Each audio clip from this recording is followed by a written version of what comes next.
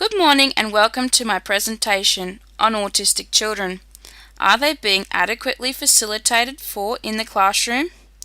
My presentation is aimed at parents and teachers of school-aged children who have been diagnosed with autism spectrum disorder.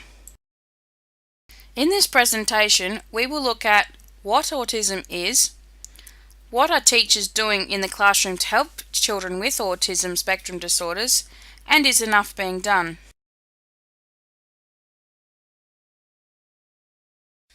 Autism spectrum disorder is a lifelong neurological development disorder which affects social communication and restricted or repetitive behaviors. It is now estimated that 1 in 100 children have autism spectrum disorder.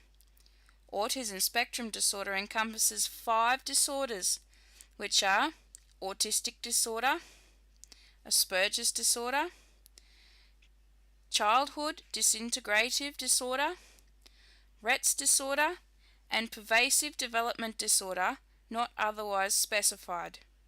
There are many misconceptions as to what the cause of autism disorder is, but there is no single known cause for it, although researchers have found that there is a strong genetic link. Students with autism spectrum disorder have many barriers to learning. The Queensland Department of Education and Training have set out recommended adjustments for students with autism spectrum disorder. Some of these include adjustments to planning, teaching, assessment, reporting, environment, and resources. But teachers may choose not to follow these recommendations. Teachers are helping students with autism spectrum disorder by making the classroom routine predictable. Students with autism spectrum disorder thrive on predictability and routine, and that is what some teachers are bringing to the classroom, but not all of them. Teachers are providing students with visual aids in the classroom so that they can see what is coming next. So every Monday, they do the same thing in the classroom. Individual education programs, or IEP for short, help teachers to set goals alongside the parent. These goals are an agreement between the parent and the teacher as to what they are going to work on in the home and at the school, so that they are the same and give a way of monitoring the effectiveness of the plan. This also can be useful in breaking down larger tasks into smaller, more manageable tasks. Can also look at ways to increase the opportunities to look at new skills and concepts that the students could be working on. Using visual aids, for example, some students use flashcards, which give the student and teacher a way to communicate, even if it is in a non-verbal way. Flashcards are a great tool for showing the students what they need to be doing at a particular time when they are not understanding the verbal communication from the teacher. Transition plans is a tailored plan for a student to help them manage change in their life for key transitions. For example, a new teacher or new classroom, the transition plan can assist the teacher and parents to minimize stress on the student and maximize a successful outcome. The plan helps the child to plan for the change that is going to occur. Adjustments to planning, teaching, environment, and assessment.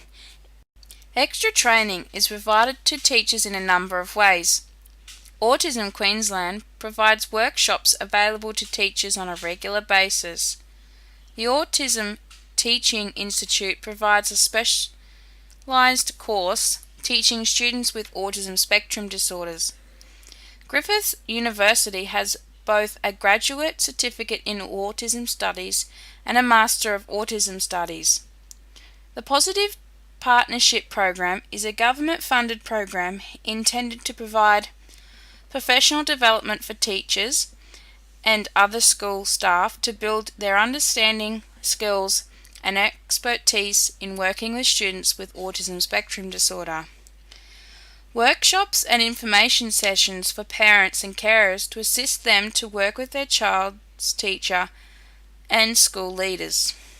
So, is enough being done in schools for children with autism spectrum disorder?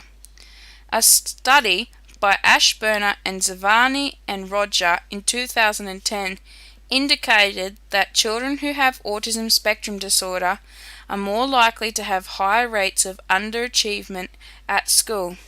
That is, over half of students with autism spectrum disorder underachieve compared to 8% for typically developing students. They also found that students with autism spectrum disorder suffer higher rates of school suspensions or exclusions. The effects of poor academic achievement and high rates of suspension or exclusion are extremely negative for children with autism spectrum disorder, creating an environment where the love of learning may be stifled. Additionally, a study by McIntosh, Groin, Koschel, and Myers found that 22% of parents with children with autism spectrum disorder had difficulties in their relationships with professionals, including teachers. A recent survey of 51 Australian parents of autism spectrum disorder found that 100% of parents thought the teachers could be doing more. Finally, as we can see, teachers are putting in some effort to help students in the classroom, but there is still more that can be done to adequately facilitate for children with autism spectrum disorders in the classroom. Not only is it the teacher's job to ensure that students is coping well at school, but it is also the parents to ensure the teachers are doing everything that they can to help the students with autism spectrum disorder. Students are not being adequately facilitated for in the classroom, and teachers could be doing more with students with autism spectrum disorders. Every child is different and unique in their own way. Therefore, what works on one child might not necessarily work for another. You know your child, and you know what works for them.